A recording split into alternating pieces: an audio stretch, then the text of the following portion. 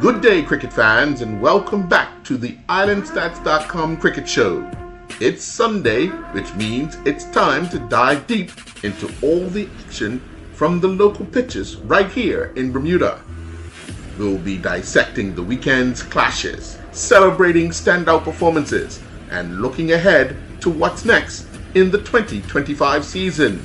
Whether you were at the grounds or following online, we've got all the angles covered. So grab your coffee, settle in, and let's talk cricket. Well, good evening and welcome to this edition of the Island Stats Cricket Show. I'm your host, Earl Beast, and joining me is co-host Terry Frey. We want to say we wish Doc Manders all the best. He's off the island, preparing for a family, celebration. But he'll be joining us in a few weeks' time when he returns to the island. But Terry, it's been an interesting weekend of cricket, Western County, and then some high-scoring games. Let me just run down the results from this past weekend. We start off with yesterday's Western County Cup competition, where Willicots won by 169 runs over PHC. Willicott scored 252 for 6, and PHC were all out for 87. Return to the Premier Division, where St. George's Cricket Club today won by 219 runs over Warwick Workmen's Club. St. George's Cricket Club scored 306 for 8, and Warwick Workmen's Club were all out for 87. Bailey's Bay won by 324 runs against Flats Victoria. Bailey's Bay were all out for 387. And still had two overs to go in their inning, and then they bowled Flats out for 63. Somerset Cricket Club won by 187 over Cleveland County. Somerset scored 340 for 9. Cleveland County all out for 153. Then we turn to the first division. Southampton Rangers won by 7 wickets over Willicots. Willicots were all out for 204. Southampton Rangers scored 205 for 3. Somerset Bridge won by 32 runs over PHC. Somerset Bridge scored 186 for 7 in their 42 overs. The match was reduced to after morning showers, and then PHC were all out for 155. At the Devonshire Recreation Club won by 187 runs over Western Stars. Devonshire Rec scored 387 for 7. And then bowled Western Stars out for 200. Doc, let me just ask you, you hear those scores. I'm sorry, Terry, you hear those scores. The big numbers. What's your thoughts? Yeah, well, you can't take it away from the batsman. You know what I mean? I always said 100's 100 against any bowler, but it's just good to see that these teams are scoring some decent runs.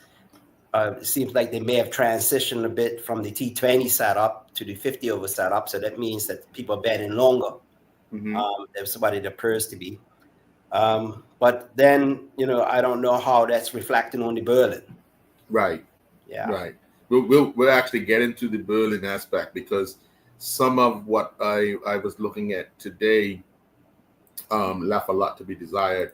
Either guys are trying different things or trying too hard, and then you have some exceptional bowlers in different areas. But let's take a quick look at the Western County yesterday, where Deontay Darrell scored 115, helping at Willicots to score 252.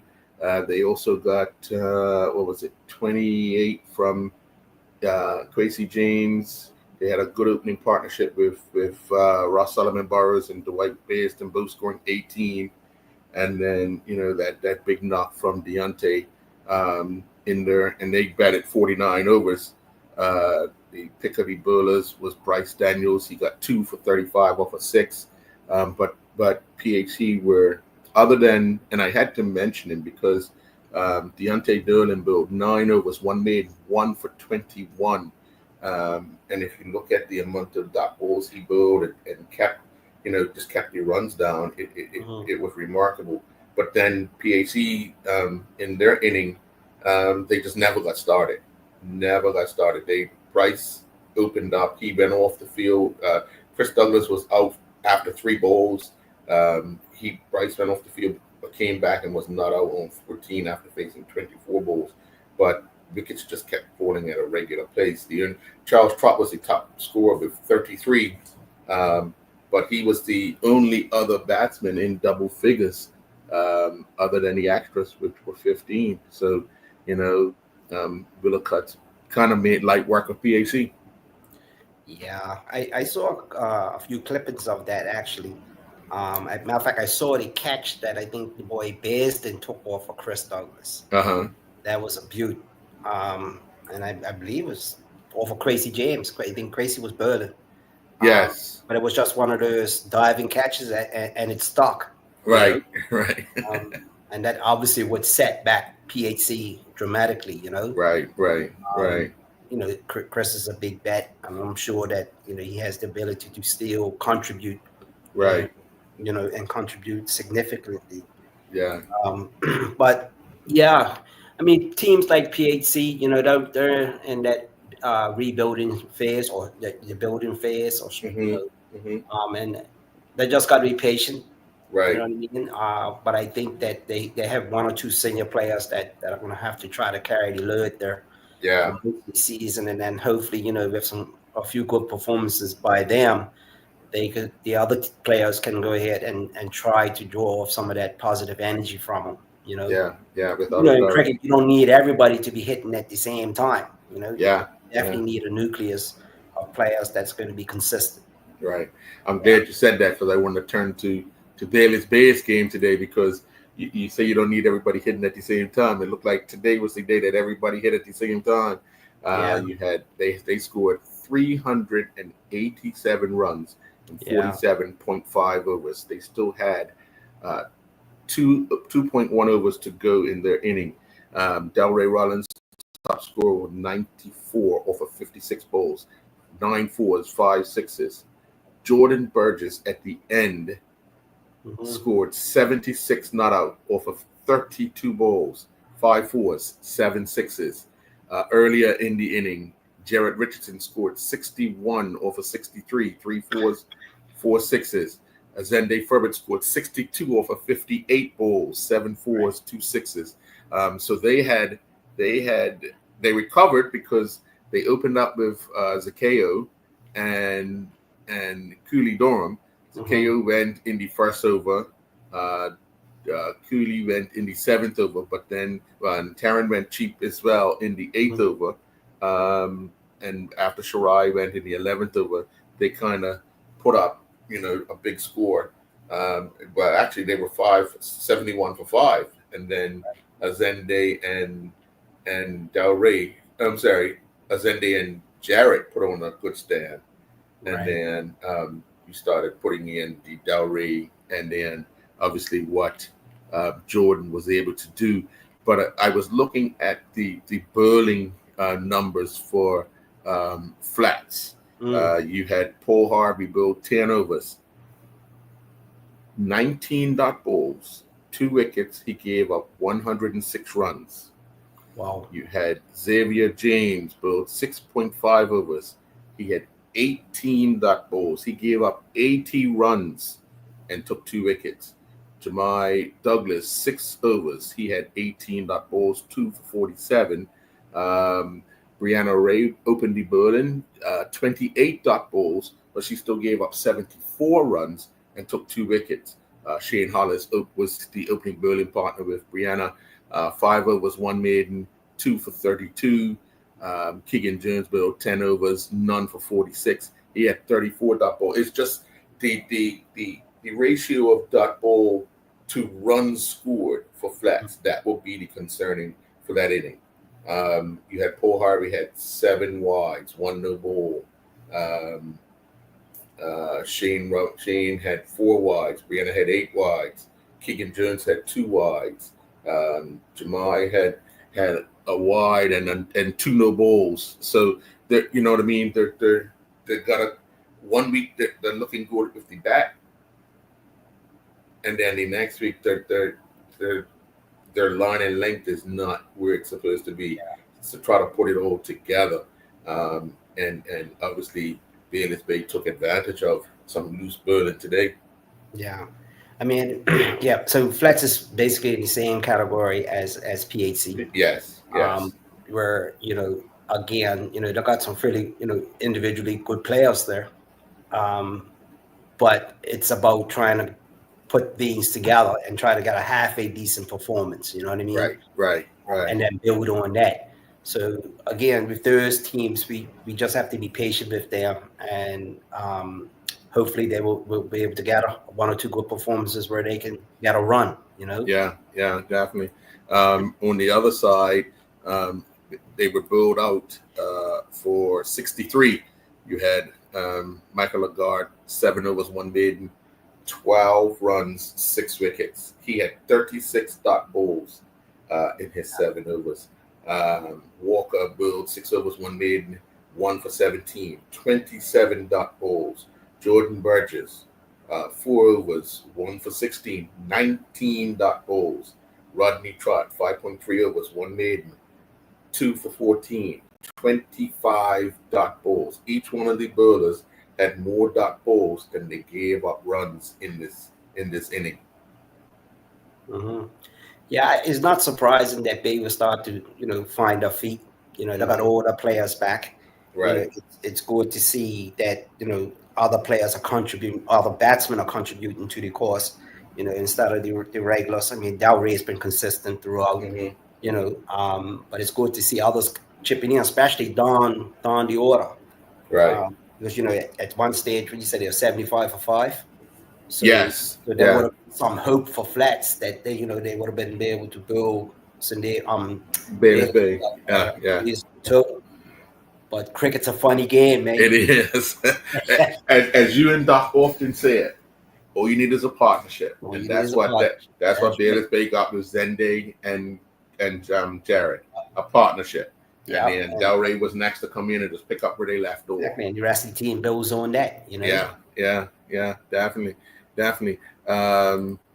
Let's go to the St. George's Warwick game where St. George's scored 306 for 8. In their inning, they had 120 from Zachariah Edmond. 120 off of 100 balls. He had 9 fours, 7 sixes.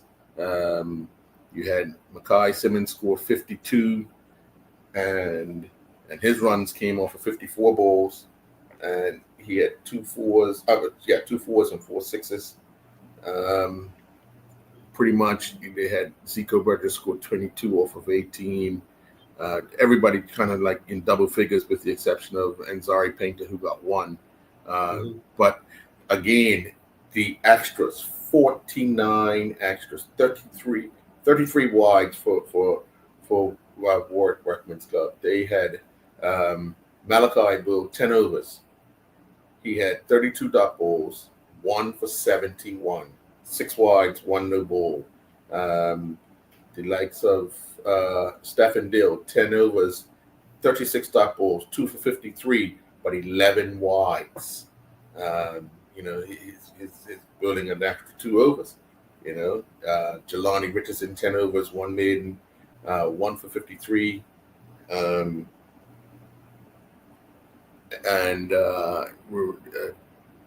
Kamal Bill, 10 overs, 2 for 36, had 37 dot balls. It's just that he's giving up runs, boundaries, obviously, when he's giving up runs. And then after that inning, that Warwick kind of just imploded, all out for 87. Callum McFarlane was on 21, Corey Burgess 19, Jelani Richardson 15, and Tomlinson was on 11. They're the only batsman in double figures. So obviously Warwick, and again, you would put them in a position of PHC and Flats, but they got to figure out how to put it all together. Yeah. Yeah, who's coaching up there these days? You know, I think it's Lorenzo still.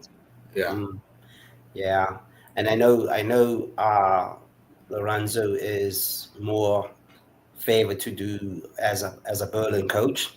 Um, but again, that's got to go right back to the Nets and put those target markers down and get these guys to be Berlin to one side of the field.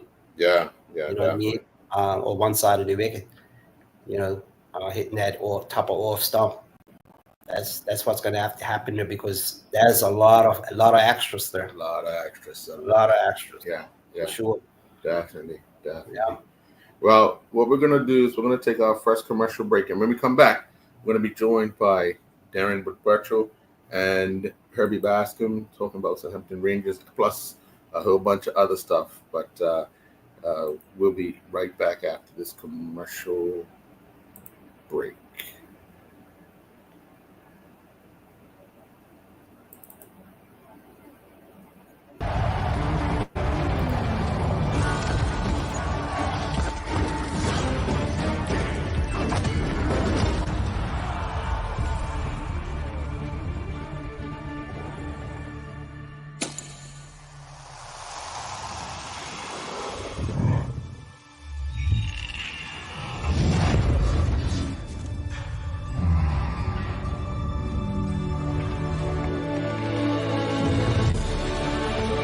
Putting down the weapons. You seen this?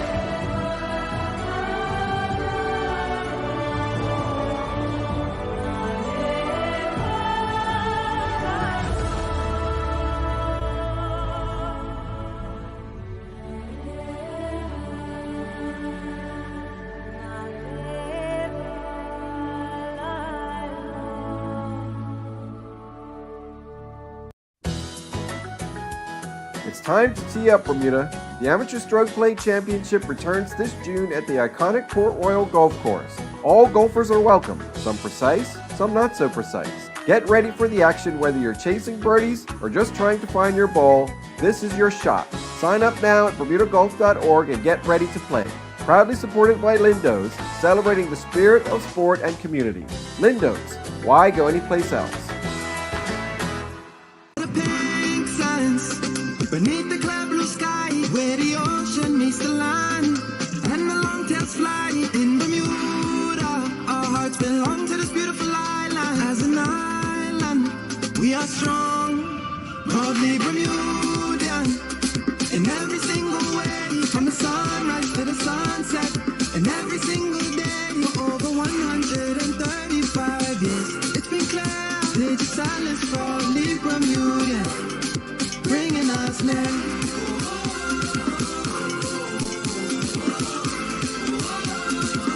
Cause we are proudly Bermudian.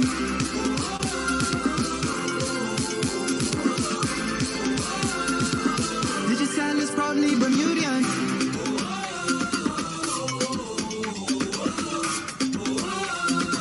Digit Silence, proudly Bermudian.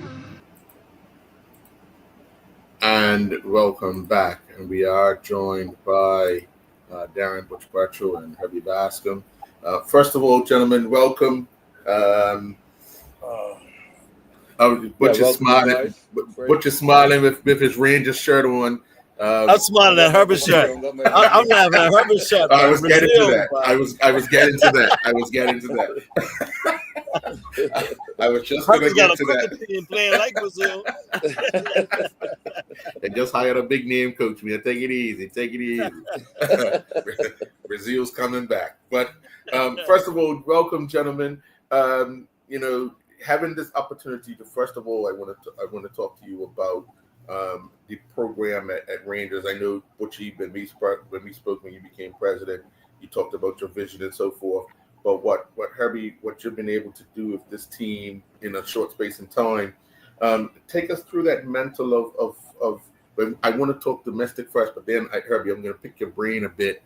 I'm going to tell you ahead of time so you can start thinking about the national setup and iders and so forth. But we're going to get to that. But talk a bit about Southampton Rangers, what you've been able to do in a short space of time with that program. Butcher's going to start. No, you're gonna start. I said, You Herbie. know, one of these, Okay, well, okay. you guys, we talk. Sometimes they call me Herbie, sometimes they call him Butch. It's how we do. Herbie go back a long way. One of the most humbling things I've ever heard in my sporting career was Herbie Bascom called me one day after we had won about 3 or 4 straight games, and he said, "Butchie, you know what's happening here, right? You sifted out all the rocks, and now I can plaster." And I think it was so humble of him to acknowledge the work that was done prior to his arrival. But what Herbie has done is he's brought a professionalism to our training and to our team and to our club. I mean, like last year, I was using a wall when he's got all these nets and that I use the sticks for stumps, and he's got all these different types of stumps and technology, and it's so professional that even some of the neighbors and the fans come out and watch training. So we had a vision from last year, and I repeat what I said before when I was on your show that I met with the guys and I told them about the legacy of Rangers, and I told them about the vision, and I said we're going to practice this year. On Sundays, there's going to be practice matches for next year because we're going to blow up and explode next year. Because I know I had some interworkings in the background. I knew Herbie was on his way. You know what I mean? He used to look through the trees up on South Shore Road watching. He said, "Butchie, why you staying there?" That was then a bit for. "Oh, Butchie, what you doing tonight? You got your training plan?" So I knew Herbie was coming. And he probably still ain't made me coach yet. So I knew that was going to, but Herbie has come in and he's took a bunch of guys that are like sponges and it's just wrung it. It's wrung all the water out of it. And now we got a pure sponge. We played 11 games and we haven't had a bad day at the office yet. So that's about where we are, right, Herbie? Yeah. First of all, good evening, you guys. Even Herbie. Mr. Free, Mr. Biz. How you doing, Herbie? Yes, sir. Yes, President, sir. yes, everything's love. I think what it is that what Butchie has described a lot that pretty much went on. But me as a coach, I felt that the most important thing was to get connected to the players. I think that was the most important thing. So that way I could identify how I could go about getting them to the next level. And I bring a little something different because this is the first time I'm really coached outside of doing some work in St. George's.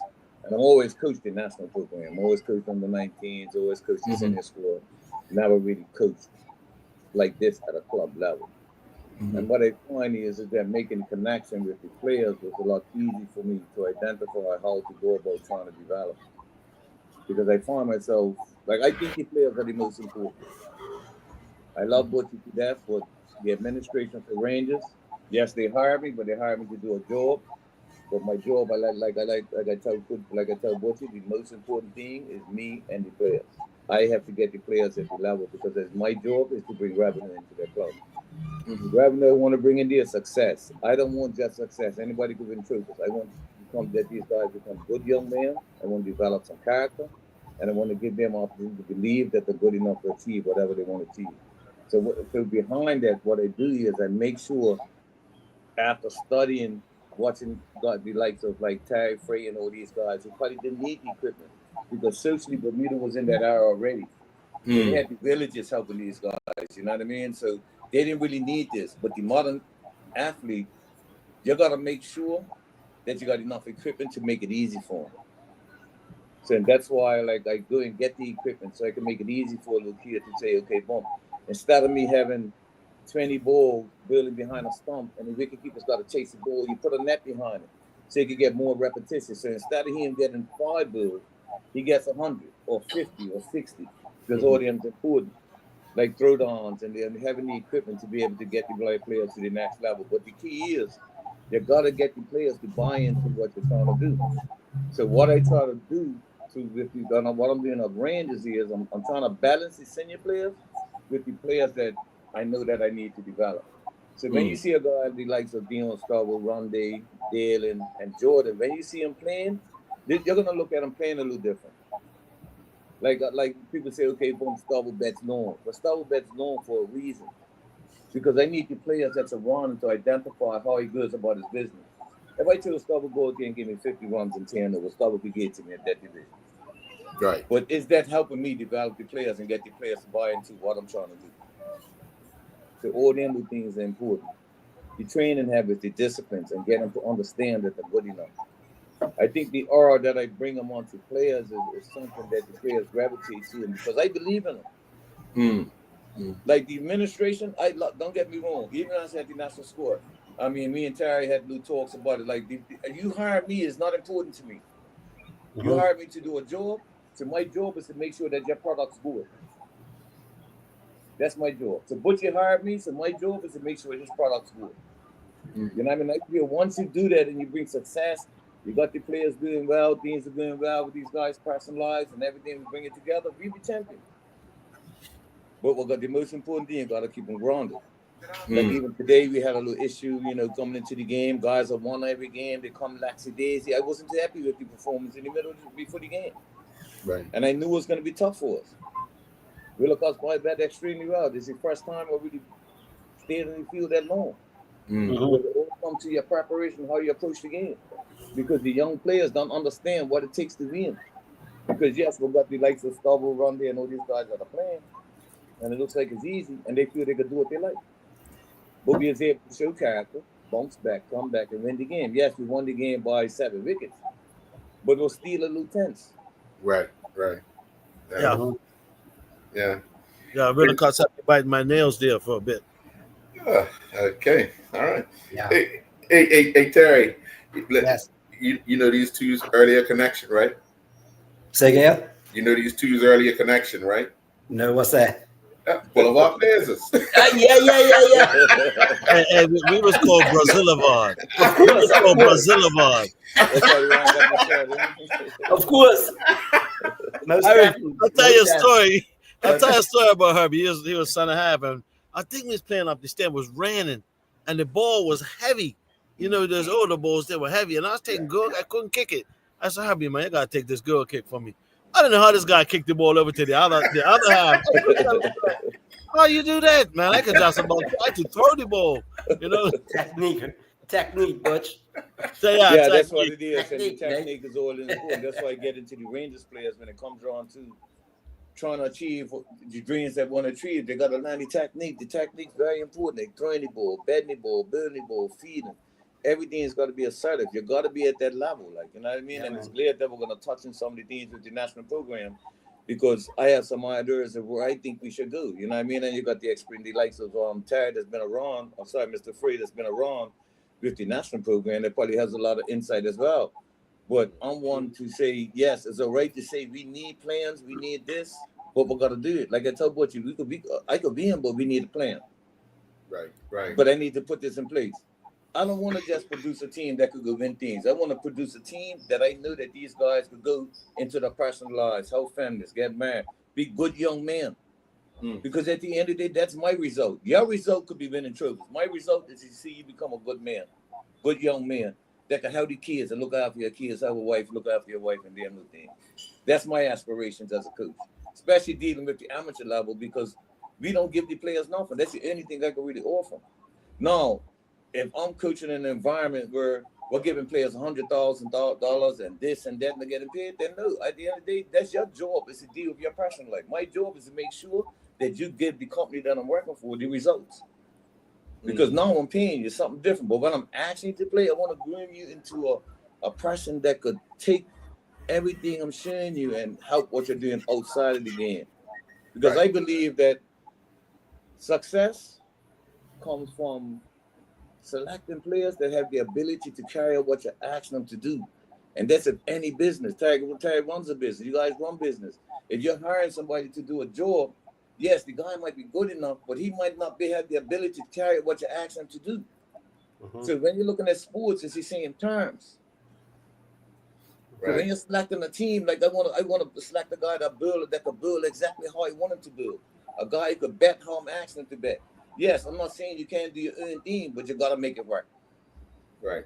I'm glad you talked about the, not to cut you off, but I'm glad you talked about the an ability to have a job, because I think at the national level, that is one thing that continues to hamper Bermuda, because we don't have, everybody's not a cricketer per se. Everybody still gets paid by, for their job and so forth, or get paid like they're still working at their job. as a coach or as a former coach and as a current coach of a domestic team, talk to us a bit about that particular struggle, because I don't know if you've ever been involved in that at that level, but having guys come in that come from different, I guess, backgrounds of job structure to play cricket for the national team, it's got to be a challenge because of the finance part. Yes, it's always going to be a challenge when it comes down to that, but we must break the fact that we're amateurs. Mm. And then when you're amateurs, this is the level that you have to start with. So now you got to get the players to buy into what you're trying to get them to achieve. Because first of all, you got to get across the line first before you start dictating about the national sports players should get paid and this year should get paid. The country's got to make that move. We can't make that move as players. The country has to say, okay, boom, now we're equipped to say we're going to turn players into semi-pro and pro. But first of all, we as players and we as the government body of cricket have to raise our infrastructure to get it to the level so the people that's willing to invest can see. But the infrastructure is so small, so low, is that people who want to make investments can't see what's going on. So you can't just say, okay, boom, we're just going to pick a national team and say we're going to give everybody $10,000. Yeah. That's not the reality of it. Yeah. Anybody, Terry runs a business. Anybody can tell you, if you want me to invest, I'm letting you know now. I might know nothing about your product. I mean, your sport, but I want results. I'm not giving you $100,000 if I can't get results. I'm not giving you nothing if I can't get results. I'm going to quickly jump to Terry, because Terry, you had a long time with the under-19 team, managing and guiding these guys to the next level where they filtered into the national team. At the under-19 level, paying that too much of a burden. But what were some of these struggles you had in getting the guys to understand from outside coming into the program itself? Yeah, so it was always, it's like a barrier that you have to break first, right? Kirby talked about players buying into the program, and again, I always talk about processes, right?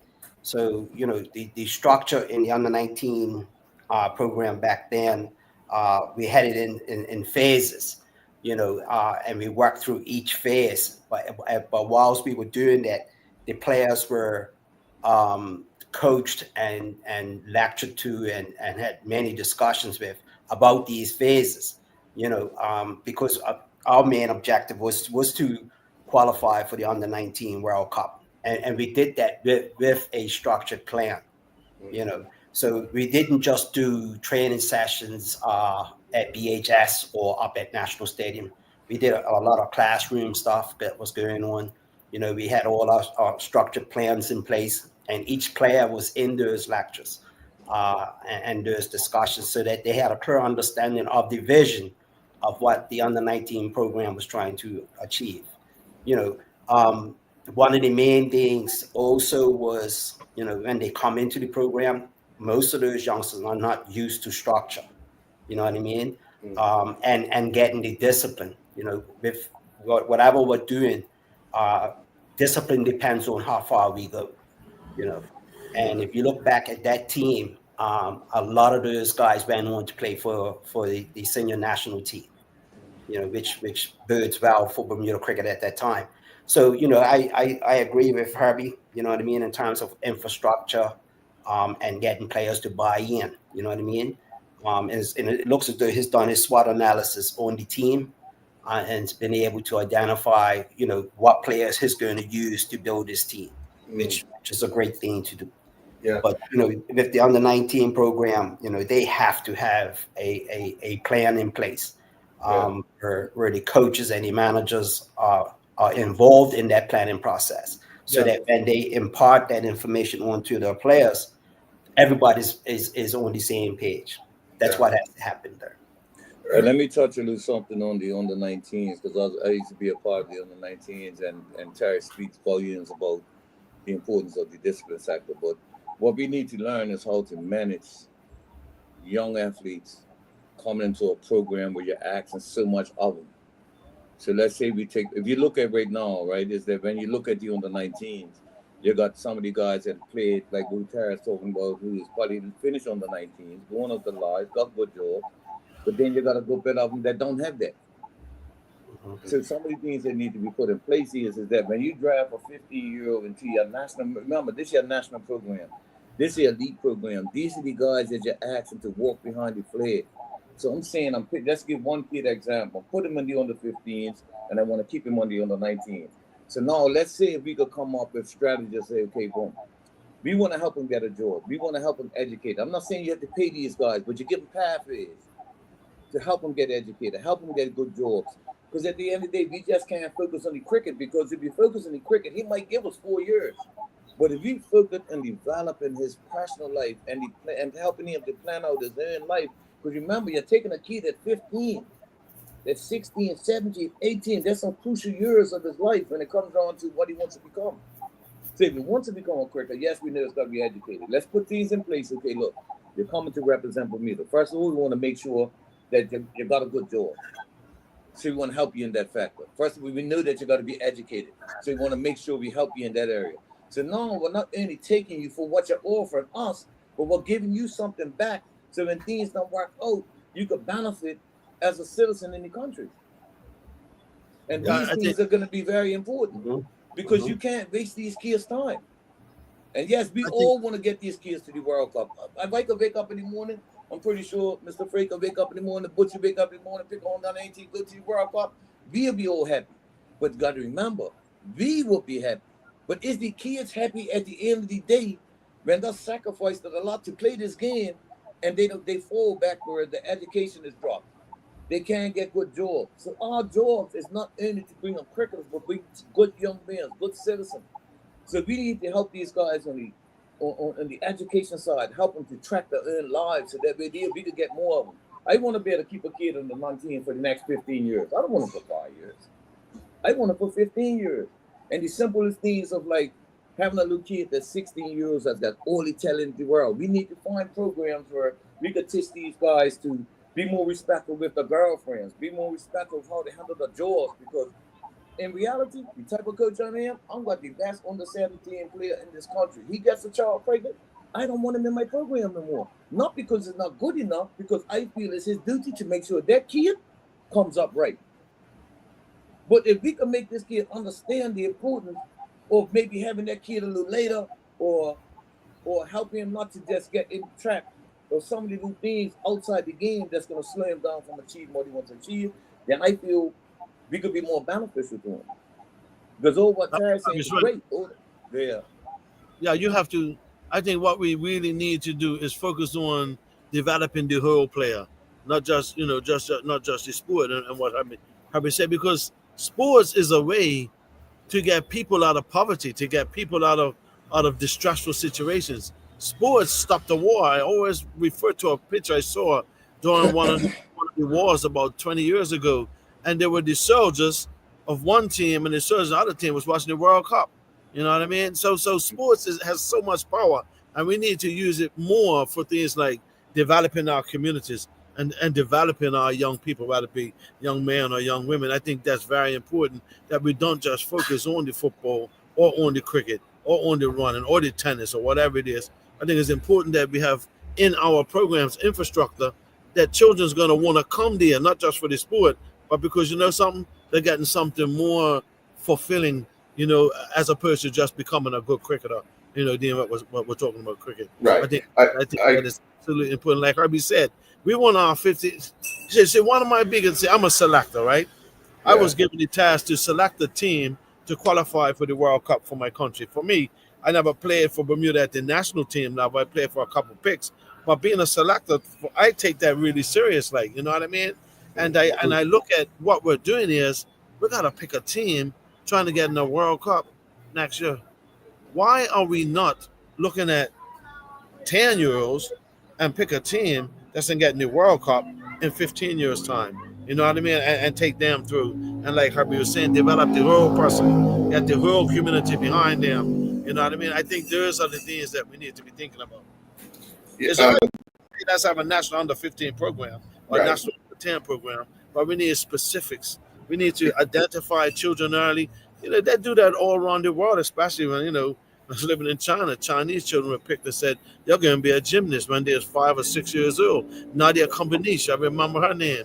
You know, the CCCP, remember the old Russian Soviet Union? Mhm, They, mhm. they were so talented at the Olympics because they started at 5-year-olds, and that was going to be their Yeah, life that's mission. right.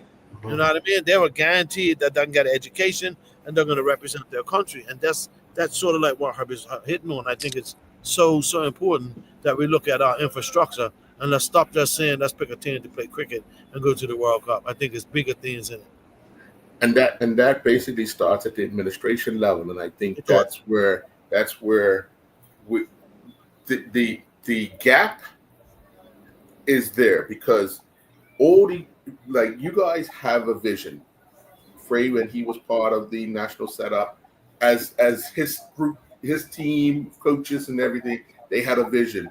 And Herbie, when you worked with Gus, you guys had a vision, and you guys got your group together.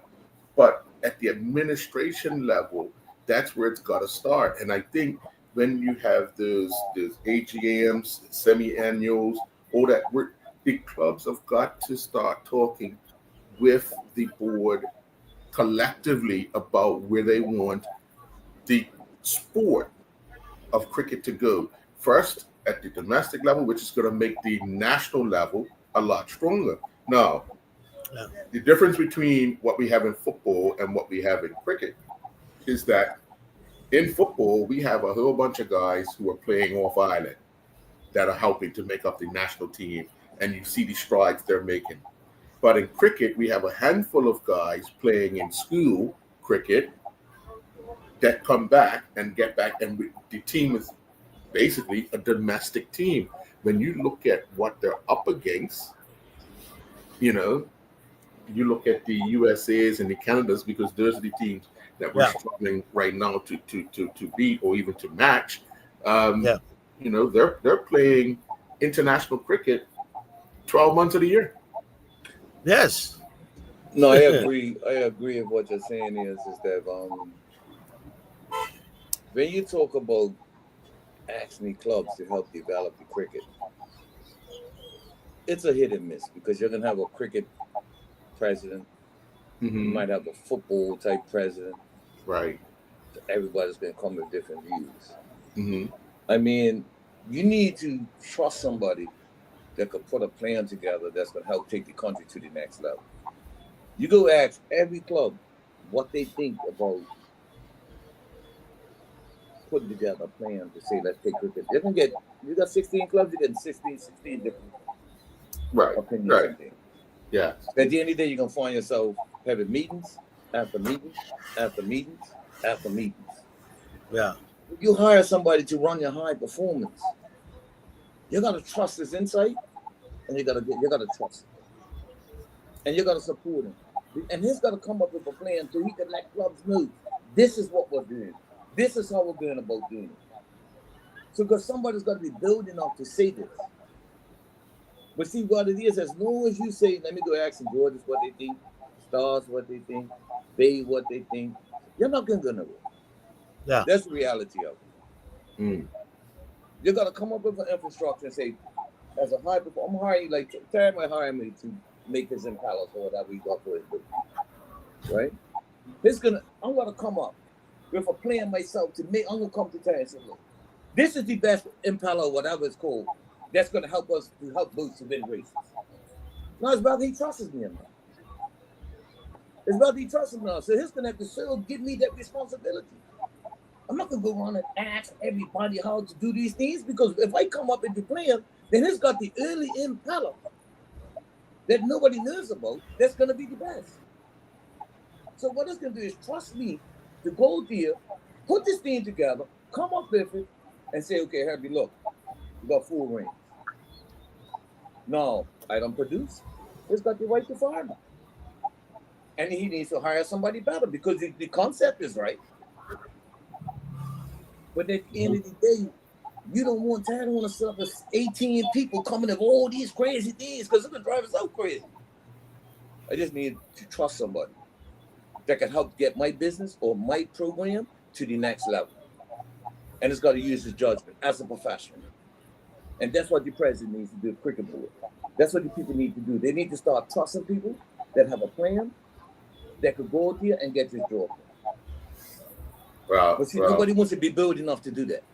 yeah. Courage.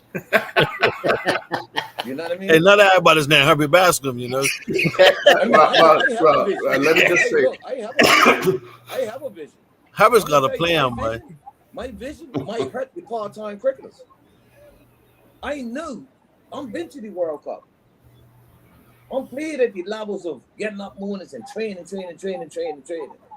When I was younger, watching Terry know these guys, the Terry play for Devonshire Rec, watching these guys perform at the highest level, being there an hour before, half an hour. I watched that. And they had results. We had 9 players, I don't know if I'm correct, 9, 10 players playing for Bermuda at one time. That wasn't a fluke. So what more do you want a kid to witness? I'm witnessing Devonshire Rec dominating cricket with 9 or 10 players playing for Bermuda. What more does a kid want? So how do I not emulate the same strategy when I get older? So the things that made me successful. So I'm saying I have a vision of what we need to do. I'd like to hear from Frey about what they think or what you think is best to get Bermuda to the next level. But I'm gonna be honest here, I'm gonna be Bill. I don't want part-time cricketers. If I'm running high performance, I don't want part-time cricketers. If I'm got a part-time cricketer at 27, 28, who's telling me that he wants to play cricket because it's bored weekends. I'm taking a 15-year-old that wants to be a cricketer, and I'll coach him instead of this guy. 100%, because that's the only way we're going to get to the next level. But we could touch on that when we get to the national. Yeah.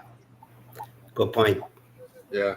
Yeah, very good point, Herb. When we talk about people local vision and like it always seems like we have to get somebody from outside of Bermuda, and this happens in just about everything we do. It's got to be a foreigner that comes in and rescues what we have, and then when that don't work, we then hire the Bermudian and don't even offer a quarter of what we were willing to give the person outside of Bermuda, what they've been offered. So the tools and all the other stuff that's kind of available to an outside coach is never the same for a local coach. No. Okay, now Earl, let's face the realities. I understand exactly. I see what you're doing there, but we got to face reality. If you take a guy from overseas that's global, that understands it on a whole different level, and comes to a country like Bermuda, it's going to be a bracket of finance that's going to be totally different. We have to face them realities. Yeah, I agree. We're going to have to face them realities. If I'm getting 10 grand, this guy might get 150. Them the things that bother him. You can't control that. But the problem is that we're going to make sure that the local players right beside him. We're going to make sure we've got a local coach right beside this guy so he can learn. And we're going to start sending on local coaches. For example, I put a proposal to the cricket board 6-7 years ago. If a coach gets selected to represent Bermuda as a national coach, then we need to put in his portfolio that he needs to go to the West Indies and work with a West Indies coach. He needs to go to India or Sri Lanka and get the experience of how to coach elite players and how to coach good players. So he could bring that back and he could enforce it into our program. But see what it is, we bring a local coach, a foreign coach here. He comes with all his professionalism, right? And we have a local coach coming here. Then he leaves, but we stay here.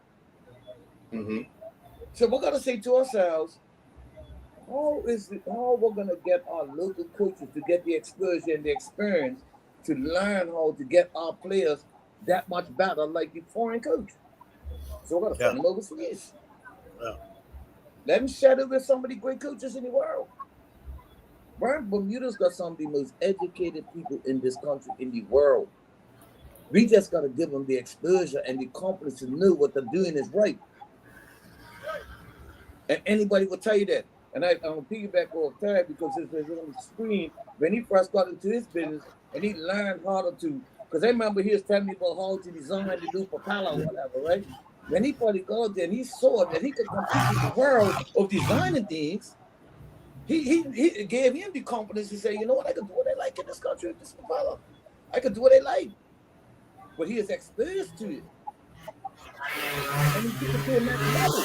So now his business is where it is, where it is now, is because of the experience that he had and he got from being involved of getting what he learned to the next level. But you're not gonna just learn that in Bermuda.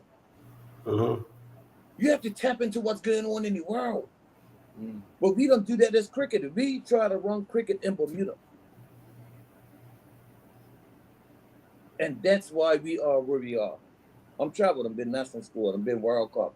I traveled around. I've been a lot of places with the national team. I know and I see whether my plan could be right, but I do have a plan.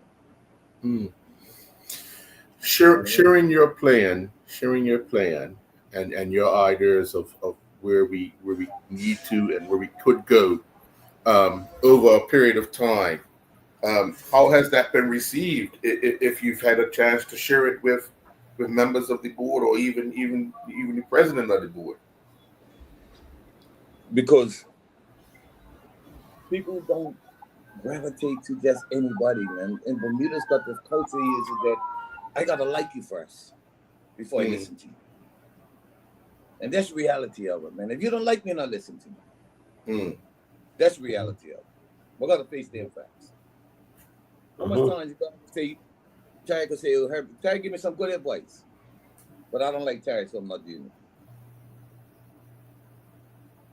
That's when you're at the amateur level, them the things that you come against.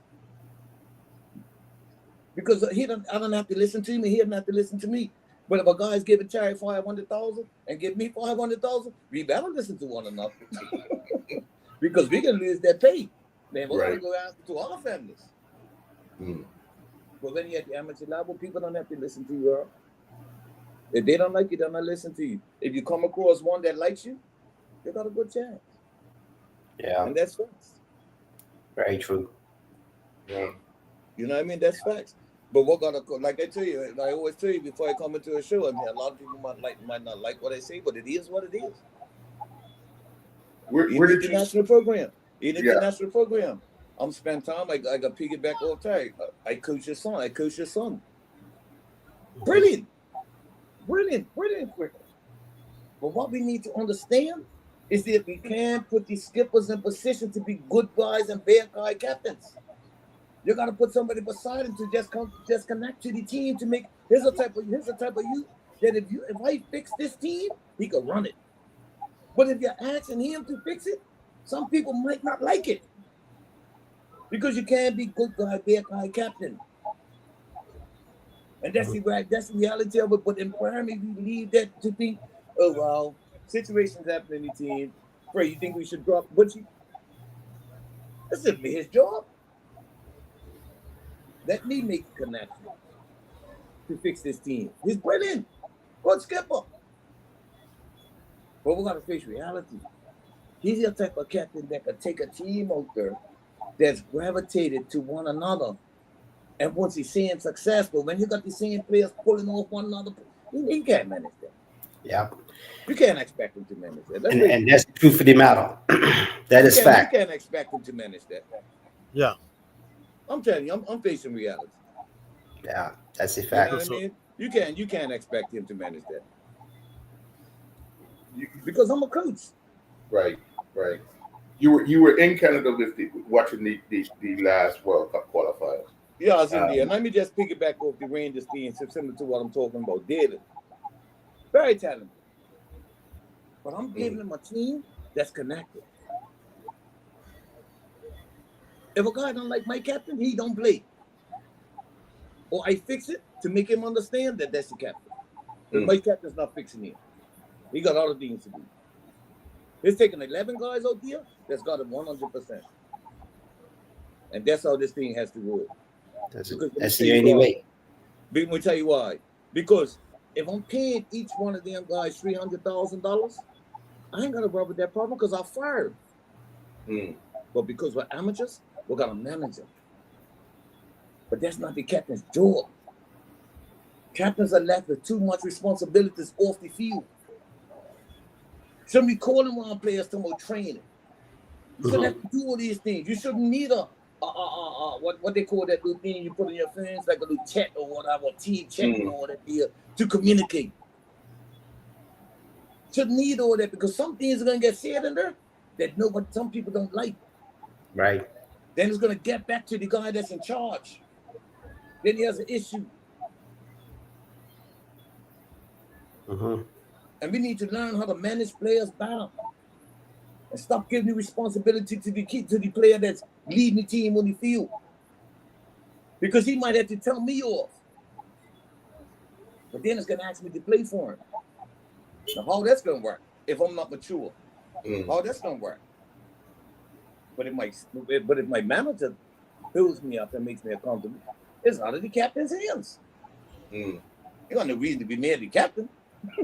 Manager just suspend you. Coaches just suspend you. They don't have nothing to do with me. And you just need to let the skipper that's enjoyed the pleasures or to have 10 other cricketers on his team that's willing to go and get the same common goal. Because just like how we say what a coach needs, a captain needs 10 other guys that's willing to carry out the information that is asked them to do. And that's going to make him successful as a captain. But if 3 guys decide that I don't want to help him, then it's my job as a coach to get rid of them 3 guys. Yep, put them in that place. Mm-hmm. But that's what we and that's happening at national level. And that's what happens at the national program. Yeah. 100%. Yep, 100%. Well, So we're gonna fix a lot of things. You know what I mean? yeah. Well, for only field, Herbie, I wanted to ask you, where are our weaknesses when it comes to that hurdle where we get into games where we have to win and we keep falling short? The weaknesses are not on the field. The weaknesses are in the infrastructure of our country, of how we design our program to get to the next level. I will go in vain to say about the things that we done bad that could have made us win Canada, to beat Canada. But we're not going to beat Canada with the infrastructure that we have. So to say these things don't make sense to me. So what I'm saying to you now is that what you're asking me has a lot to do with what we do at home. Like you ask a kid, how come you go up Jerry's house, you don't brush your teeth, or you don't get baths, or you don't make your bed up? It's not to do with Jerry's house, you know. It's because he left him not doing them things. So you practice them wherever he goes. But if you fix it at home, you don't have to ask me that question. You have to just say to ourselves, at the end of the day, Canada was the better team on the day. Because we done everything what it takes. Our bowlers build well, our batsmen batted well, but also Canada beat. But we don't find ourselves in that situation. We find ourselves in a crisis is that we've got bad habits in the country and we're taking them outside the country to play against these countries and we're getting hammered. And that's the reality of it. Just like the little kid who don't brush his teeth at him, don't make up his bed, goes up to his aunt's house and does the same thing. And you wonder why? How come you're doing it up your aunt's? You love them. But at the end of the day, I do the same craziness at him. So I'm saying, if we fix the infrastructure in our country, let me show you something about results. Results can come in many forms, you know. A team could beat you, you know, but they beat you because they was a better team on the day. Yeah. We could have probably had 2 guys on our team that scored centuries. What 3 wicket holes? But the other team might have had 2 guys score centuries, another guy scored a 30. They could have won by 20. That's how you're losing. Is the issue for me. Come on, losing. You're an old man. And when you accept people as they are, some people's going to be more successful than the others. But that's not for me to gripe against it. You know what I mean? And we're gonna face reality. The question you asked me, I can't answer that because we've got problems at hand. So we have to try to fix that first. And maybe you might ask me other questions. Well, I was about to. I want to ask you some questions, but it's not myself. Where do we start? Where do we start addressing some of the issues? First of all, you got to address it with the high performance. The high performance has to be a level where every kid has to graduate from. From my experiences of just living and understanding what's going on in the world, I'm never seeing nobody go stand in front of college and graduate. We're all going inside my life. Hmm. So what I'm trying to show you is we have kids in this country right here that feel like that if they score a little bit of runs in the first division or they should be in the national squad. No, you got to go through the high performance. You need to understand what cricket is about. You need to learn the game technically, right? You need to learn the theory of the game. You need to learn every aspect of the game before you graduate out of high performance to think about your game play for this country. And that's where the high performance has to get to. We get to that level, we ain't got to worry about a cricketer going out there and wondering if he's capable of doing the job. You got to have the confidence to know that I'm taught this kid is at the level and we expect him to produce. Because you know it's got the quality. But it ain't no high performance set up like that. Let's give you an example. Mr. Frey has got a program going on, right? Mm-hmm. Right? It's called Frey Stars. Free Star. Brilliant. Brilliant. I like to ask him right now, where is these kids going to go when you finish with them?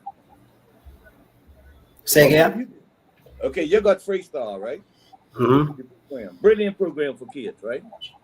So if I'm a parent and I've got a kid in your program, I say, excuse me, Mr. Frey, I think what you're doing is brilliant for my child. Brilliant. Loving the game, learning the game. Now, where does my kid go when he leaves you? Can Right. you? Yeah, Because at the end of the day, Mr. Frey, is that I think what you're doing is great for my kid. But at the end of the day, I'm his parent. But if you're telling me he has nowhere to go, then Mr. Frey, I'm going to have to take him to play tennis. Exactly. So that's why it's important. And I think, Earl, you remember that a couple of weeks ago we talked about pathways. Yes. You know, and Freystar has a pathway that I would, at some time I'd like to speak to you and Butch about that, because we have a pathway that we talk about the kid being coached holistically, right? Because I heard both you and Butch talking about developing the kid or the player as a whole.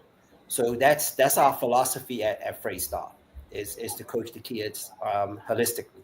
But we do have a pathway in place for cricket as well as the educational side of things, because we're also affiliated with schools overseas where we already got one youngster that's going overseas this summer through our program and our initiatives with schools overseas. So we already started that process, and this is our second year. And this is the first one that's going to be going overseas to a school through the Freystar program. Well, that's brilliant because that's a pathway that an individual could be successful in. My thing is that one kid might get that opportunity, but remember, you might have 200. So the thing is, where the other 199 go? So I'm saying to the cricket board, and I'm saying to the country, when it comes to our infrastructure about cricket, can you pass them on to clubs? Is the clubs on the same page? Can you pass them on to a program that's going to encourage this kid to get to the next level? Because you might only have the ability to get one kid out, 10 kids out, but there's 190 left. So what do we do if you want 90? So my thing is that if we're going to put things in place like that, the high performance needs to say, okay, boom. We've got people individually trying to set up new programs like what you got. You got Narrow Talker looking to do a brilliant thing with this program. So what we do is we go to the high performance and we say, okay, boom, let's lay out a structure. So the kids that you got that you can't afford to send all of them to college, they can filter into our system. And then to our system or to the system of the cricket board, we can start getting guys scholarships. Where you only could maybe afford to do 1, 2, or 3. Then we could take the rest of them and continue to get them better and develop, but we need a platform for them. But it's going to take sacrifice. Right. Can I ask a question? Sure, man. Oh, if you mind, maybe from all of you guys. And I'm saying this as a club man, as a president of a club. Do you think that one of the issues with our cricketers or even sports in general, we're too club focused? Because I've talked to Herbie about this, and me and Herbie talking about it a lot, about how we can really develop cricket and have the best players playing against each other more. And I said this to the national team during a meeting with the selectors. The smash invitation is brilliant, but we need to be doing that every week as opposed to once a year, I think. And So Herbert's got a brilliant plan for something like that, and I think that will help develop us. I got a plan. I don't know if you guys want to touch on it, or you got to go into the domestic weekend or whatever. No, okay. Well, all right. You got a lot of people listening. You got a lot of people tuned in, man. Yeah. Okay, let me show you what I like. What I like to see get done might fall on the backs of hurting people who think cricket right now is just a recreational tool. Yeah. I like a player. I like a cricketer. So I'm saying, let's look at these stats. Let's look at national score. That's your highest level, right? Mm-hmm. If you all agree. Yes. Then you have elite league. Then you have a high performance league. Then you have a school league. And then you got the freestyle. You got the January Tuckers program. Sorry about that. I don't know how Tuckers program is. And then you see what I'm saying? So now you got like stepping stones. So now even with the Januaries and the Fresh program, they say, okay, boom, but this is a nice pathway. You can't get everybody off, but now we got something to live for. So I'm saying to myself, if we have an elite league that consists of all our best players, 6 to 18, that could be developed around 8 clubs that house fields, right? And we take the high performance BCBC league and put them on Saturdays. Now, you could run the same clubs. All the clubs could have teams in that Saturday league. But now it could be because of the like fringe players of the elite, you could get 15-year-olds and 16-year-olds that can play in that league with these clubs and not have to deal with the fact of, I don't know, 1 second, you guys. This is not making sense. Take the battery out, Herbie. No, I turned it off. But what I'm saying is that if we don't have a structure in place that's going to find our better players playing together, then we can't compete at the national level. So it's just so many things. Let's say the big cricket board has a high performance league like we run now and just play it on Saturdays. So now we say, okay, boom. We can now push our 15-year-olds, 16-year-olds, 17-year-olds and start pushing them into that league. Because that league is not going to be that league is not going to be devastating what a 15-year-old can't handle. Because all your elite players will be playing on Sundays. So the level of that league is going to be like a high performance program. And what you take that high performance program, you factor it into the school. And then you factor it into the programs that's working outside of your cricket board, like the Free Stars and the Januaries. Because what's going to happen with the Januaries program and the Free Stars program is that right now you're working with kids. But you're going to grow. Where you can have a 13-year-olds and 14-year-olds. And then when they start leaving the programs where they're getting proper training, they could come into the high performance program. So we could connect everybody together with the academics and the structure of how to be a cricketer. And the level will be good. Now, the Sunday league will be 18, but it'll be 4 games, but that's your best players. So now, why we want to put an elite league together? For one reason. You saw in Canada the other day, right? Mm-hmm. All you're supposed to beat Canada when we score 160 against Cayman, say 140 against Cayman, we score 160 against Bahamas, but we're scoring 120 against Canada. Now look at Canada. Canada scores 220 against Cayman, 230 against Bahamas, and 210 against us. So if we can't score 200 plus against the Caymans and Bahamas, how you expect us to beat Canada? How you expecting us to say we could go to the World Cup? But let's say we put this elite league together. We make sure the fields are structured where you got good wickets. Now you got the best players. Now Freya's got a team, Butcher's got a team. Let's say we're coaching and you guys are coaches. I'm laying it down across the board, Fred. You two teams in 2020 have to score in order for us to look like we're doing something in cricket, in 2020, you got to score 250, 270. Why? It sounds like a lot. If you bought Canada down Rangers on a good wicket, 20 overs. how much you think Canada will score at Rangers? How much you think, Derek? Easy 300. Easy 300. Yeah, it was 270, 280. Thank you very much. How Yeah. much you think they'll score down Bay? 300, How much you think they'll score with St. George's? 270, You said how much you think would they score at Devonshire Rack? 350. Now I'm gonna ask you another question.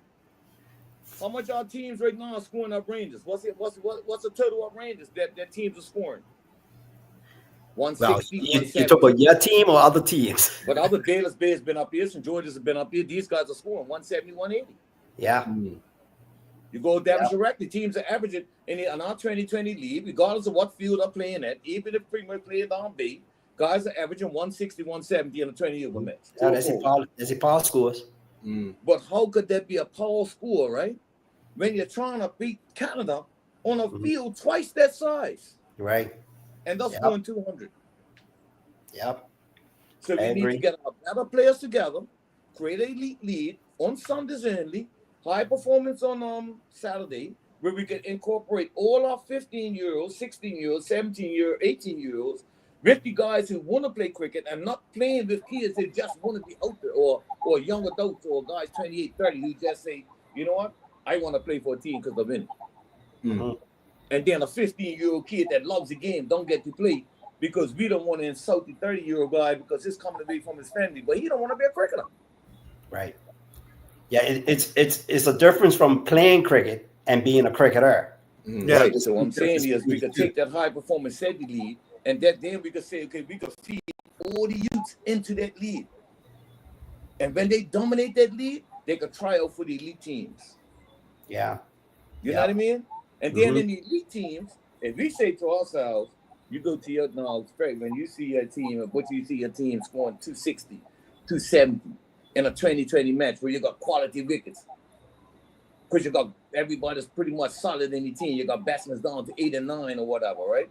Now we could build a national team that understands that the culture of the game in 2020 and the technique of how to go about it, because we're going to get structured training because that's how we're going to design it. Yeah. Now we could go up to Canada, and now when we play Bahamas, we should be able to score 220, 230, just like Canada's doing. And we Right. should be able to slam Canada and Cayman. And when Canada scores 210 against us, Canada knows that they're capable of doing the same thing. But when you can score 250 up Bayless Bay in a 20-over match, you can't compete outside the country. Because the fields are twice that size. Mm. And that's the reality. So we're going to fix our infrastructure and get it in place and upset some of the guys who just want to be part-time cricketers and tell them, look what it is, we're taking 50 euros in the high-performance league that the cricket board got on Saturdays, and we're going to develop them then. And then we could just say, okay, well, now we could get coaches down and coaching these teams. And then we could take our national program and all the players in the national program, we put them in and get them some licenses to be coaches. Yes. And we could filter them into the high performance and help them help with the high performance league that's going to play on Saturdays. Mm. But it's not saying the elite players can't still help out. Like for example, Trey, you might be coaching Bay and you got an elite team down there called the Hurricanes, but Bears Bay plays Saturdays. It's not saying that some of your French players in the elite team can go down there and play, because they can still play Saturdays because they all might not play and be a part of what's going on Sunday. So they Right. still get to play cricket. But you gotta separate it where all the best players are playing together. Yeah. Yeah, because I know where we are now, at some time very soon, and I'm having conversations with other coaching staff in Freestar, that we're going to have to approach the board and have that conversation. Only because, as we talked about pathways, we got at least 6 or 7 that's been in our program, for the 2 years, and have structure, organization, discipline, go technical training. So it's now time to have that discussion with the board and be able to make sure that these boys get the pathway into the national junior programs. you know. So Right.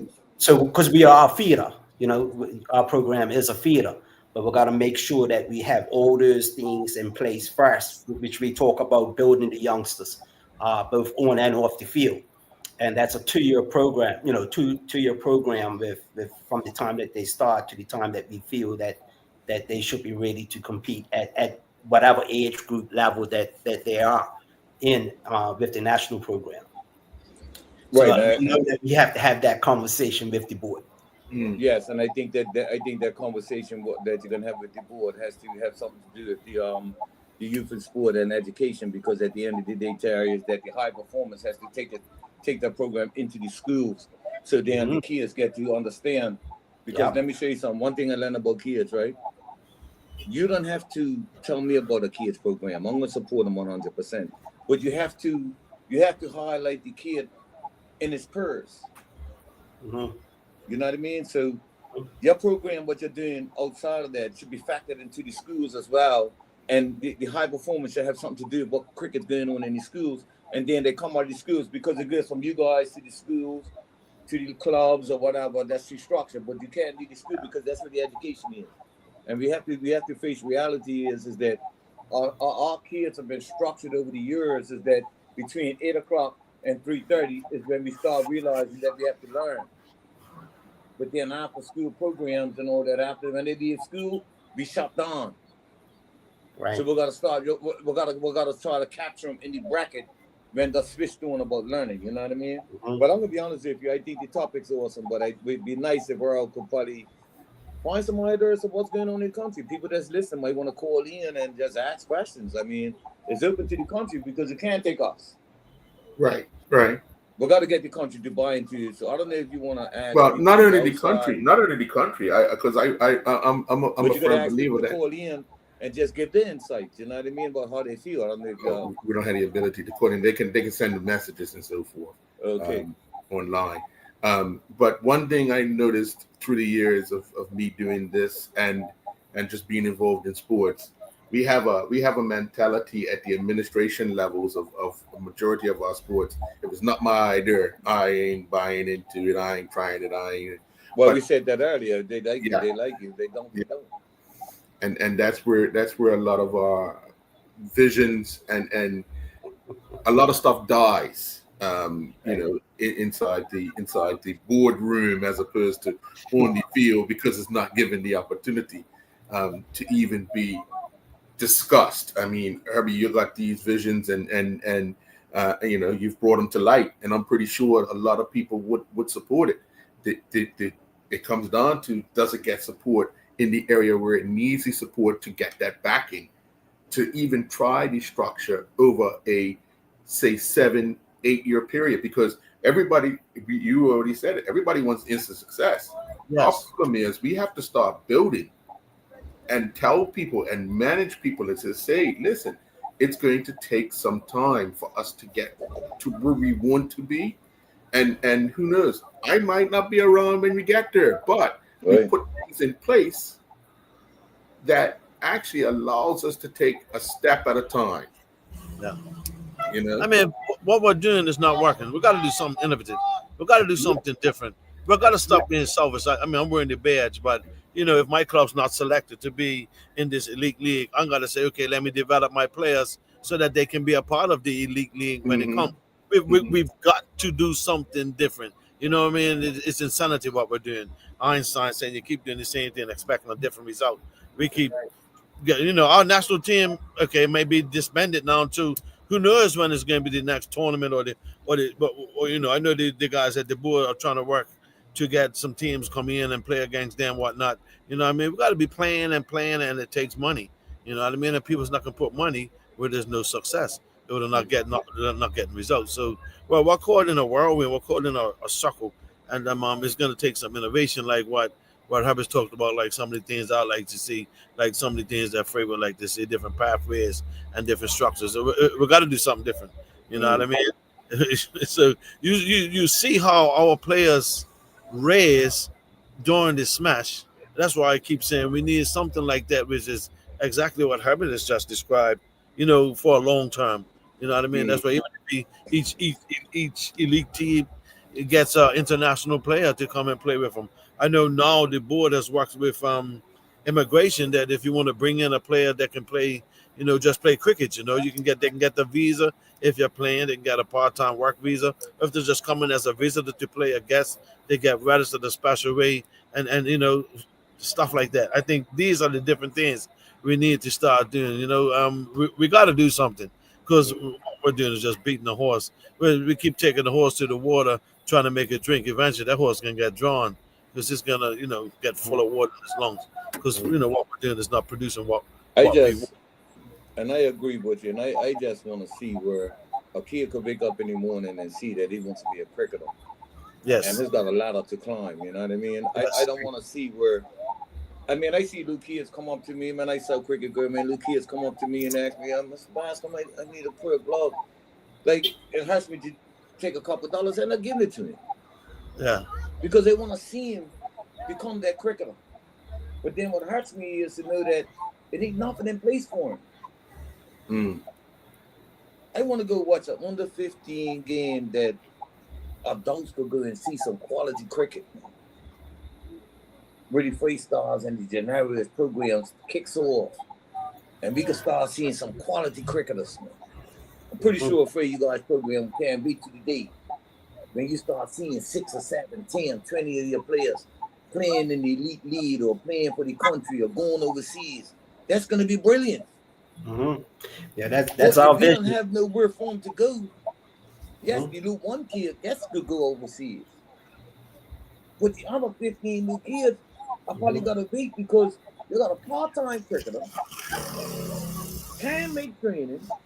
Because of his age, we don't want to hurt his feelings and play a 15-year-old. No. Put your high performance on Saturdays and let all them new kids play. And let the senior players mix in from that wannabe cricketers but not good enough yet. Tell me you dominate that league, then you can go to the elite league. Because all our cricketers, all our best cricketers have to play in one league. Whether we like it or not, if we're willing to go to the next level. Sure. 100%. Yeah. This is a conversation definitely I'm looking to continue, Mr. Bascom and Mr. Burchell. I'm thinking, well, we need another probably hour and a half, but Man, Herbie on the friend sometimes. My wife said, Herbie's not got a woman? Got on the friend. I'm like, Jack, we've been talking for 2 hours, man.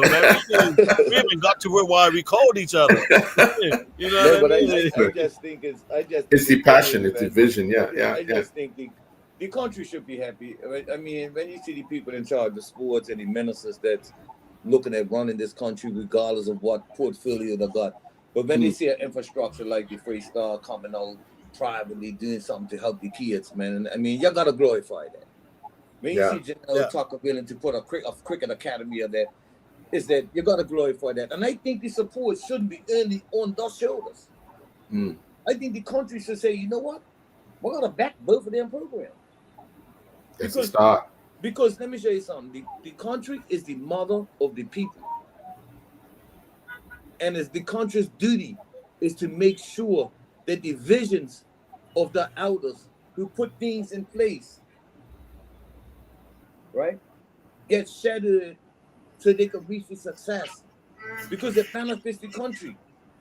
Because whatever Frey and Gennaro is doing to put that program in place, you can't leave it up to them. One minister's got to come and say, you know what? We can find something in the budget to make sure this works. So they can sustain themselves. Because I'm gonna tell you like it is, Frey. You're not gonna be down here forever. And the people that you're in charge with might move on to different adventures in their life. Because at the end of the day, if I'm working for you and I see that this program is only good for a certain age bracket of kids, and then when they get a certain older, the schools ain't got cricket, the clubs ain't got cricket, it ain't no high performance set up. We're wasting our time. But I feel that when you see programs like this in your country, it's only right that the country comes and makes sure this stuff right. Yeah. Whether you like it or not. Sometimes you might have to say, wait, we got to take this out of your hands. You're not financing this no more. We can give you a budget to make sure it works. So we're going to pay you all out. We think it's brilliant. Gennaro, your academy is brilliant. So we're gonna back that. Yeah. Because you might run out of money. I'm just saying, you know what I mean? You might run out of something that's not gonna allow this thing to go on forever. Because remember, cricket's our national sport. And it's a duty of our country to make sure that our national sport, our sport gets highlighted and gets respected. So when every foreigner comes here, they see what we're doing. So what you guys are doing for kids are very important. But we can't leave you guys up. We can't leave it up to you to make it work. The ministers are gonna sit down and say, okay, boom, if that's brilliant, we're gonna help them make it work. Mm. And that's the reality of it. It's like a parent that has a little kid that's like Messi. It's not your job no more, mother and father. This country is gonna make sure that that kid gets educated, gets the best of whatever it takes, because it's gonna help us get to the World Cup. And that's what they do overseas, see. Mhm. Because you leave it up to the parent, they might want to buy a house. They can't afford to go and send the kid nowhere. Mm. So when you see infrastructures like that there, and you go up to the smash, and I think you might have about 80 kids, 60 kids, 70 kids up there doing that smash, doing that little program. Yeah, we had What more? If you're working with sports in this country, what more you want to see than 70 kids look like they loving cricket? Yeah. yeah. So the country's got to come to the head. Mm. And if they're not interested, then tell us. Yeah.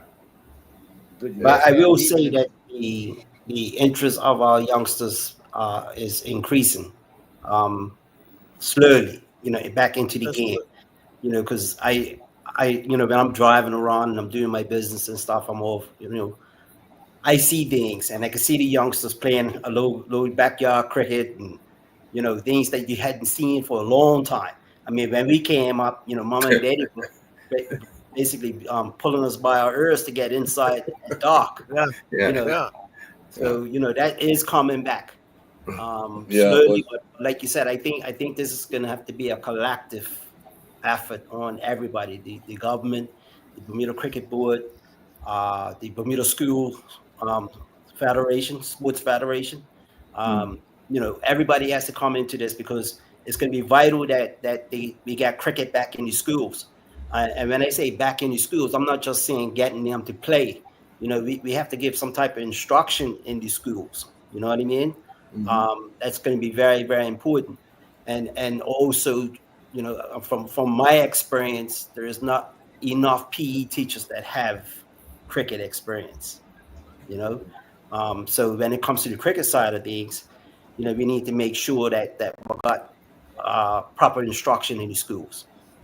Like when we were back in the day. I mean, I can remember Bob Jones. Yes. When he came to Bermuda, that was one of the things that was mandated to him, was that he'll get into schools and coach. I was a product of that. So, but it's important that everybody comes together. I think we probably need some type of reform, and have a discussion about how we're going to take Bermuda cricket together forward together. That's going to be very, very important, because all of us on this program want Bermuda cricket to get better. Yeah. But we're not going to do it sitting here at this screen. You know what I mean? It's not going to But happen. at the end of the day, cricket has to grow. But Yeah. great things happen during the weekend, so I Right. think it'd be nice to highlight the guys who perform, because I think. Well, that's yeah. We're gonna get into you and Butchie. Yeah, you and Butchie's so we can get on into that. you and Butchie's on the spot, because we're gonna do the player of the week. So you get to pick, and not just because they play for Rangers. Do you say I'm going with that person, because it's two of us? No. I'm crossing board. All right. So standout performances this week. Obviously, Deontay Darrell scoring 115 for Willicott yesterday in their Western County Cup victory over PHC. In the bowling department, Quasi James took 5 for 19 off of 7 overs with 2 maidens. That was the Western County match. And then we go into this weekend's matches. St. George's getting 120 from Zachariah Edmond as they defeated Warwick Weckmans by 200 odd runs. In the bowling department, Jonte Smith took 6 wickets for 34 runs. These are the standout performance. For Bailey's Bay, you had Delray Rollins scoring 94, 56 balls, 9 fours, 5 sixes. And then in the bowling department for Bailey's Bay, you had Michael Lagarde take 6 wickets for 12 runs off of 7 overs. In the Somerset match against Cleveland County, you had Amari Edmond scoring 107 off of 90 balls. And then in the bowling department for Somerset, you had Azar Morrissey take 6 wickets for 16 runs off of 5.4 overs. In the Willicots and Rangers game, you had Ross Solomon Burrows scoring 53, Mackay Jacobs getting 3 for 14 for Rangers in the bowling department, Nakori Smith scoring 56 off of 47 balls, Deontay Darrell taking 2 for 32 for Willicots. In the PHC,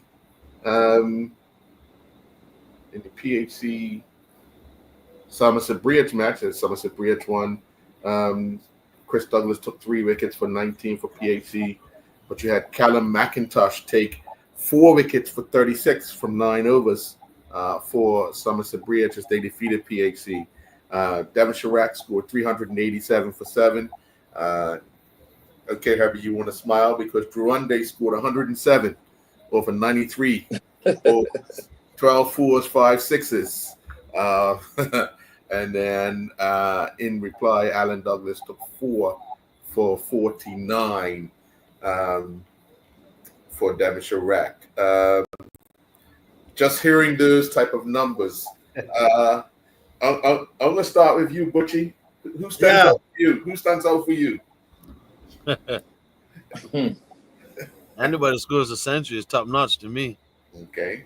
Anybody that scores a century, You had the likes of Edmund from St. George's, Eben from Somerset, Deontay Darrell from Willicots. Those were the century makers. I think Deontay has had a really good weekend. He got a century. He's Now 54 today. Yeah, 54 Did he today. get 50 today? yeah, 50 today. Yeah. I'm not going to say he was the best player, but I just really want to really how well Nakori Smith is doing. He got another 50 today. Yeah, So in the 350 other games, he's had 50 or more every time. So you know what I mean. And he scored a century and then a 50 to me. That's worth something. Hey, Herbie ran. Yeah, hurry. Where you go, Herbie? Yeah, I think Deontay. Darrell done exceptionally well this weekend. And like I always tell you guys, right? It don't matter who you make 100 against, You got 100, right? Because you can go play against that same team tomorrow and get Uh-huh. 1 ball. That's right. Okay. Yeah. So, but Dante Darrell done very well. I seem to lean towards him. Well, that's 2. Herbie, you coming back? Herbie must have lost his name's still up there. Maybe his laptop probably died. Well, yeah. Well, I was leaning towards Deontay as well. So that makes it 3 for 3 with Deontay Darrell. And we can say that he is the player of the week for this week, which, again, 115 yesterday. He didn't bowl yesterday. He got 50 odd today and took 2 wickets as well, despite the defeat today. He's had a good weekend. So congratulations, Deontay Darrell, on being the player of the week. Well, Butchie, thank you very much. Herbie, thank you very much for joining us. Not a problem. Thanks, Herbie. A great conversation. Yeah, I don't know. I just got it. Great. Hey, Oh! See, he waited till he was finished. He waited till he was finished. He went coach Hyundai. That's what he went do. congratulations. Yeah. On the MVP thing, I think to have a player score a century one day, come back the next day and still carry on a good performance, I think that he should be get rewarded as Yeah, man. for a good weekend. I think Deontay would be a good choice because he got some wickets and he got some important wickets at the Rangers game early on. Yeah, And he scored like 50 something plus 100 the day before. yeah. I think so. That's the person we came up with, Deontay Darrell. Okay, yes. For a good weekend of cricket. Yeah. And not to negate what the others have done. There's been some really, really good performances. I noted to Terry earlier, Herbie and Butchie, you had 4 teams score over 300 this weekend. It's a lot of runs, runs. But that's a lot of runs. But then that's what we should be doing on these small fields. Right. So, that's a good. Yeah, and even at Rangers, you had two teams score over 200. One all out, and the other for 3 wickets. Maybe 2 wickets too many for you, right, Harry? I